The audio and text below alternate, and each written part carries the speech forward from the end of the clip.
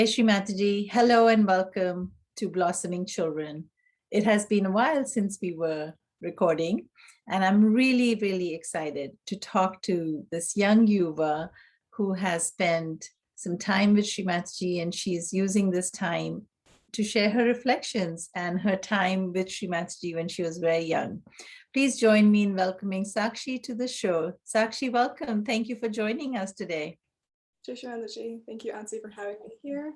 I'm Sakshi Vasu. I am 23 years old. I currently live in upstate New York, but I'm going to school in Manhattan. I'm studying to become an optometrist.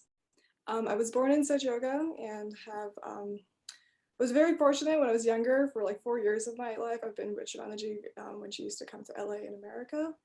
And then I went to ISPS for 4 years, I think 2nd, 3rd, 7th, and 8th grade.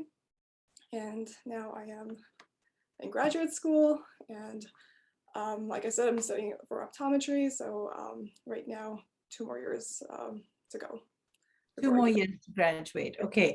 So that's, when do you finish? May 2024. Oh, gosh. Is it hard? Is it a hard program to be a part of? I'm definitely learning time management, and it's like living in the city. I think it's a little bit more like has made the program a bit harder. I definitely feel like right now I'm like in upstate New York, so I feel like I'm coming for like I don't know, like vacations to be in the nature, or like actually to like go somewhere else to meditate better. So I feel like when I'm in the city, I'm definitely like trying to like escape sometimes because it's a little bit too much to handle, but understandably. So part of your 2 years, I'm guessing it's a 4-year program. 4-year program. And part of it has been through COVID. How has that been for you? It's okay. COVID, unfortunately, has been a blessing in my life.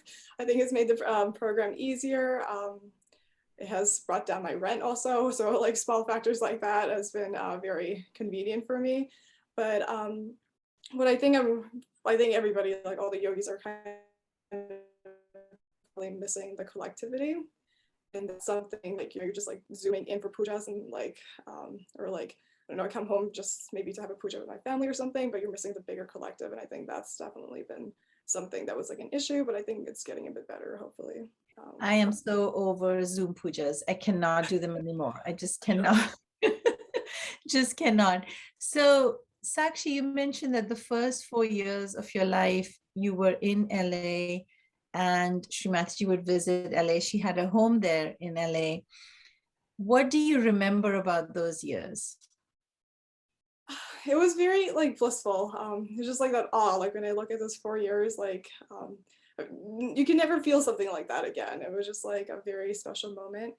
And I remember, I think it started with Auntie Alga telling Shri Mataji that I know how to do puja. So then like I came, and then like I was doing the puja for Shri Mataji, and then just doing it like in person, like very few people can say they've done that.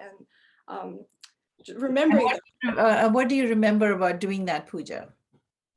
So there were different types of pujas. Once I did puja with lollipops, like and then I would just like offer candy to Shri Mataji. I remember then like in New Jersey, I like remembers like in my pajamas, I was so shy to like be in front of Shri Mataji. But then Shri Mataji's like, no, like show me how you do the whole like swastika and like the whole shingar. So then I like pretended I had kumkum, and then I just remember like going through all the steps. And I was like, I'm never going to wash my hands after this. Unfortunately, of course I had to, but it was just like it was so close to Shri Mataji. It was like, I've never. So you had real kumkum and it was all over your hand. Real kumkum, because I told Shri Mataji, so I don't have kumkum, how can I do the puja? And then Shri Mataji said, just pretend you have it and do it like, that way. Yeah, how sweet, how sweet. And so you had pretend kumkum and you, what, tell me about the interaction that was happening. Take us back to that moment. I just remember like I was in the kitchen about to go to bed. I was just like saying goodnight to my mom because I think she was cooking for Shri Mataji. And then Auntie Alga sees me and she's like, Shri Mataji wants to know if you can do the puja. So then I come, like very shy. And then Shri Mataji's like sitting, and it just always like, I don't know, like you can see Shri Mataji's like a queen all the time, just coming. I was very shy. And then I was like, Shri Mataji, I don't know how to do it without the kumkum. And then Shri Mataji said, just like, imagine. And then I just remember like doing all the steps. And then at the end, I think Shri Mataji says, okay, now I'm gonna now you can leave. And then I was like, okay, like now I can't sleep because I'm just so excited. And then like I think also with like Anand, we used to go up often to like anything And would who happen. is Anand? Tell us that. Mataji's great grandson. Okay. So I think for those 4 years, he was like the only thing I had close to being like a sibling. So like when we How used to, old are you when all this is happening? I think it started when I was in 2000 to 2004. So 2 to 6 years old. It was like those 4 years. 2 to 6. So in the older years, between, I'm guessing between 3, 4, 5, 6, you have quite a strong memory from it. Uh, Yeah. I don't know. Actually, it's funny because I think because I would relive those moments because they were so like special and dear, I think that has helped me have a good memory for I guess everything else. Sure, sure, of course. Why not? Tell us more examples of what was happening with the interactions when you were around her. So you got to offer pujas, pretend pujas, lollipop pujas. I just love that. The memory that I have of Shri being with children was she was always so loving and gracious and inviting children to, express their love, and she just would always have a smile on her face is what I'm remembering when I'm thinking of her being with children. But I'd love to hear it from your perspective, sitting in front of her or around her. It was very interesting because like she definitely felt like a mother and like the goddess at the same time. And like I mean that's how we always like see Shimalaji, and then just in such close proximity. Um, and then sometimes like the conversations were very interesting because I think it was like 9/11 with like the whole again Taliban and George Bush being president. So I remember like I had like a dream once with like this Taliban looking figure like would be like running in the background or something. And I remember Shimalaji would talk a lot because like just like saying things in the ether, and then she would talk about George Bush and like how the war has to happen. And then once I think I opened my mouth and said, well, like these guys with these mustaches, they scare me. And then Shimalaji did say like, yes, mustaches and like facial hair is like she just like agreed with me, and all the uncles who were there, they all came the next day like clean shaven. So I think you cut off. I think your internet was slow. What did she say about the facial hair? so Shimalaji agreed that like although like the beards and all are not like very I don't know good It could be a bit scary. Okay. so I just remembered that, and it was like all topics you could think of. Like I mean of course like as a kid I didn't understand, but like now I can kind of like remember, and like whether it's like politics, even medicines, about ISPS, like the construction of like the school. I remember Shimalaji would be like looking at like some of the architecture plans or improving things. So it was just like I don't know, these things I've observed. And then like Anant and I used to like do our homework in front of Shimalaji, and I could not draw, but like we would always like draw things in front of Shimalaji. And then one time I just I was just like making like I don't know like crosses or whatever kids do, and then all of a sudden it looks like the red leather chairs that Shimalaji sat on in like LA. And I felt so proud. I was like, Shimalaji, look, I made your chair. So then I was like, okay, let's see what else can I make. So then I tried to make another chair, and I mean that was just like me being excited. But I think like now I really like art, and like from a person who could not draw at all to like being able to, I feel like you know Wow. this came from that, or like Wow. academically I feel good also. I think because of like doing my homework in front of Shimalaji, I feel like that has like I don't know helped me. So um, this must have been kindergarten, first grade when yeah, you were like I doing mean because homework? I think it was homework in the sense because I used to be not in school all the time, so then I would have to like make up the work. So it was just like like simple assignments, and like but I remember Shimalaji would watch, and then I like specifically do our like math problems, like we would just like do it in like under her observation. So Wow. Wow. What a special time. What a special time. What else? um then it used to be like to get ready for the pujas. So like all like all like the anticipation, like because I love dressing up, right? So then to like like dress up the best, like Shimalaji is going to be there for the puja, and then to watch Shimalaji like how she would come as like the goddess, just to like I don't know be there to offer flowers to Shimalaji when she would like come in, um, when she These would are, her. these are such amazing moments. And I'm so happy that we're getting this chance to relive them. because I'm sure there's lots of families and lots of children who haven't attended a puja in person with Shri Mataji. And just to share how joyful those used to feel. Listening to you, it's bringing back so many beautiful memories and joy in my heart. And then you said you went to Dharamshala for school. How old were you when that happened? I was in second grade, and I think Shri probably saw that I was a little bit attached to my mother, so it was Shri would like told me to go to ISPS, and so then also like because my grandparents were there, so I'll be like live nearby, so I think Shri was like she would say like not like when I was younger, she'd be like, you should go to your grandparents and go to like ISPS that's like near there instead of like being here all the time. So I was like, okay, Shri, yes, of course, like now that you said I have to go. Um, and for sure, like those 4 years have helped me become more independent, and like the experiences you have in ISPS cannot be found anywhere else. So somebody who has never been to school there, how would you give an overview or highlight of what that is for and what did it do for you? so if you see any of the photos with the Himalayan mountains in the background, you feel like you're like in heaven. Even now when I see like those photos, I feel I get goosebumps. Um, and it's like I was saying, like, you know, in the city it's like harder for me to meditate, and then I come upstate New York for like that nature or just like I don't know space maybe it is. But then you're in like on the foothills of the Himalayan mountains. You like it's just so much easier to meditate. You feel like you're in like the goddess's like home. Like and then just like watching the mountains, you go into thoughtless awareness, and it's just so much easier there. And then being with like other yuvas and like other yogis, like the teachers and your friends, it's just I don't know, it's like an environment you'll never get again to be like doing your whole schooling in like with Sahaj principles. And it's just like I don't know because everybody like has like the same values and all, so everything's just like easier. Um, so I don't know, like the friendships you get there because you live with them, you just like they last for life. So Yeah. very special.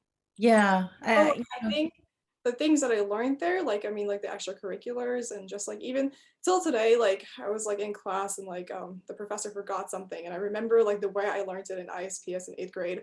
So then I was like, oh, this is like the trick I have or something. So there's just like some things that like it's like the educational knowledge, or also like I don't know, like little like amount of dancing instruments or like the harmonium, little things that I learned like that have um, helped me like when I came back to America, and they're also like maybe not like develop them too much, but just like having that little knowledge is just like I think has made my life more interesting or like Yeah, you have the culture and the traditions part of who you are, and you've learned the Sahaj and it's ways. super And then, unique when you come back. So yeah, it's like you're more of an interesting person, like in a more yeah, yeah, it surely makes for interesting opening conversations. And what's your childhood memories? Oh, well, so many. Yeah, yeah. for sure. How do you think, because somebody listening to this may have young kids or teenagers or younger children in Sahaj or not in Sahaj, and maybe they're not practicing it as regularly as they could. Um, what could you say to somebody from a child's perspective or a yuva's perspective, how this helps you, how meditation, why is this important, and why should people make this a priority in their life? Like, why? It's when I don't meditate, I can see like it comes out of my personality. I'm like grouchier, or like things will not work the way it should work, because like I'm not like it's like I'm if I don't meditate, then I do not surrender, and then problems come up on themselves because of like ego or like that like pressure you put on yourself. So that moment of surrendering, going into thoughtless awareness, and it's just I don't know, it's like the thing that I look forward like for the most, like in the morning and the daytime, that like that because it's like I guess like the moment I have the strongest connection, because you try to get that connection with the God all day, but it's like the morning and evening meditation is like the easiest for me. I remember like when I was in 5th grade, somebody said that like the only reason you practice Soja Yoga is because your parents are in Soja Yoga. And for some reason that disturbed me. And I'm like, because like, you know, like you hear your parents, like how they can't come into Soja Yoga and like they were seeking it. And then like that for some reason disturbed me. Like, would I seek this myself, or like, are they correct? And I just remember going like that pink book, I think Divine Cool Breeze, but like the 1008 photos of Shri Mataji. I just remember like looking at that. And every photo, like you can see Shri Mataji's like the goddess, you know, like that awe, and you'll never see that in any person. So then I was like, I definitely believe that Shri Mataji is a goddess, and then it's just obvious you have to try to follow her. Like it seems like it seems weird that we think it's hard to follow everything Shamaji says, but like when you just like say that like she's the goddess, and then when she knows like you have to meditate twice a day, because then she'll like recognize you don't meditate twice a day. I think that cleared it up for me. Like this is my priority. Yeah, it made sense to you and it felt right for you. And it felt like, okay, this is the life I want, which is protected, which is safe and surrendered. And yes, and why not? If God is right in front of us, why not, right? Um, is it hard going through teenage years and college, because you probably have friends that don't meditate?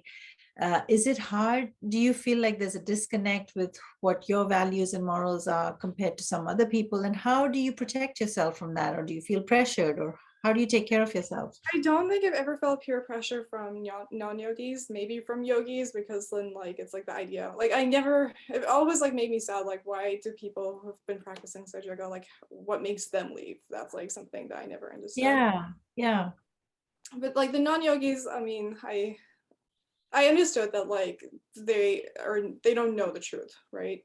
So they're gonna make decisions. So if I could try to maybe talk to them about Soja Yoga, that would be like the best. But like until they want to experience it or something, they're going to be the way they are.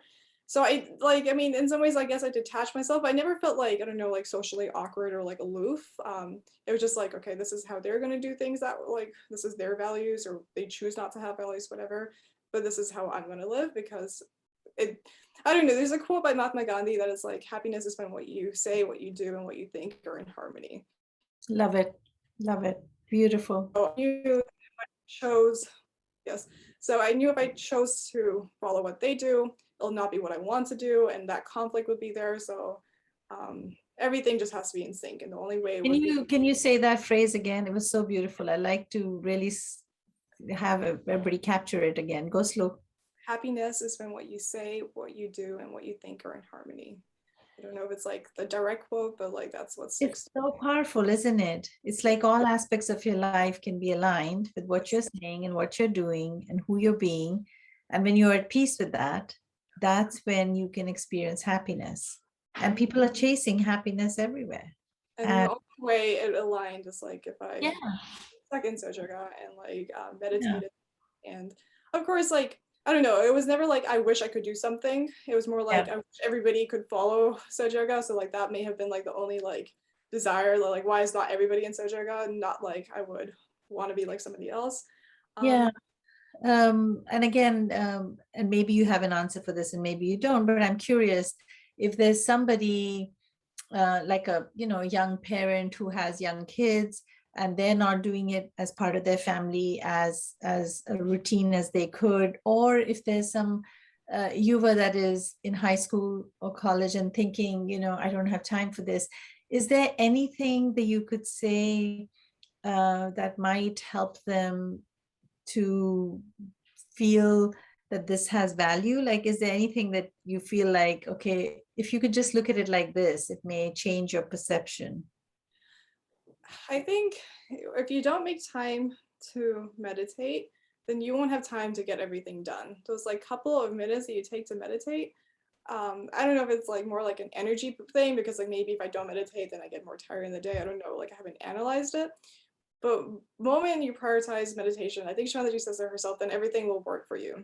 So if you give that your priority, just try it. Like, like obviously, like, I mean, if you're stressed for time, then like anyway, things are not working for you. So just try meditating and see. And then, like, again, like it's more like not the time, I guess, for meditation. It's just like that few moments of silence.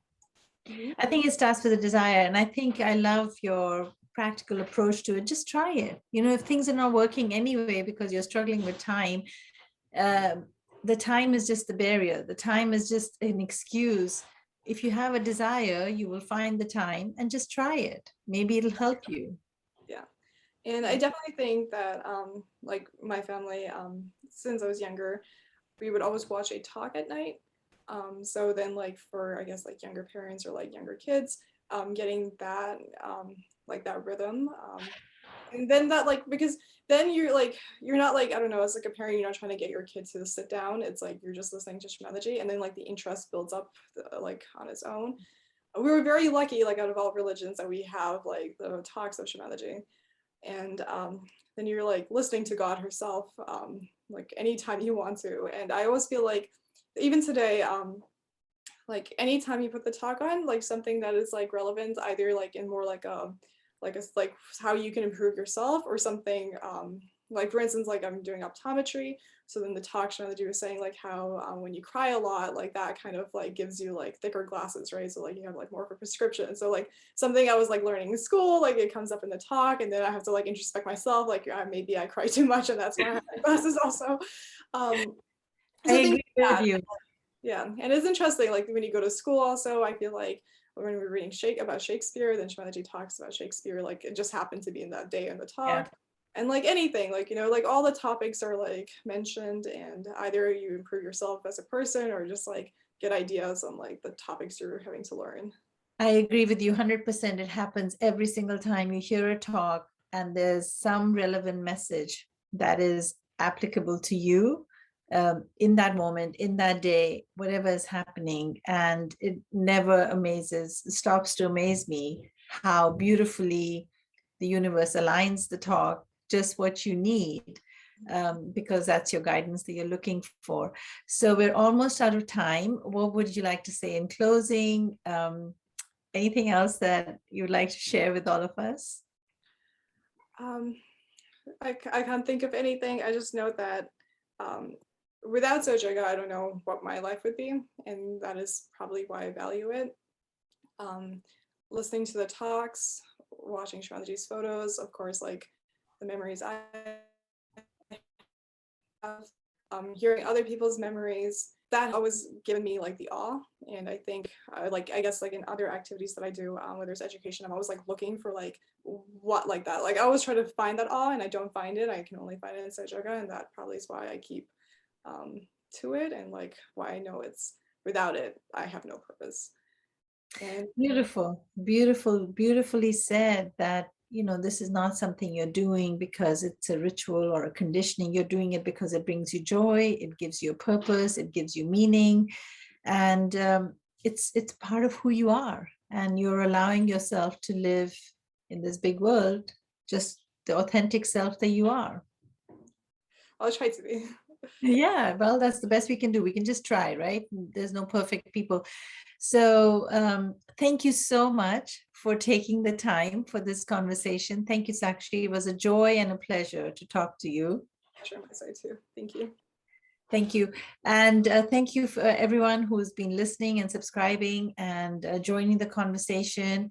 If you have, other people that we should talk to, please do share and let us know where we can take this conversation. None of us are perfect. We're not trying to be perfect. We're just trying to keep Shri Mataji's legacy alive and sharing the love that we felt when she was with us and keeping her message alive for the next generation. Thank you so much, and Jai Shri Mataji.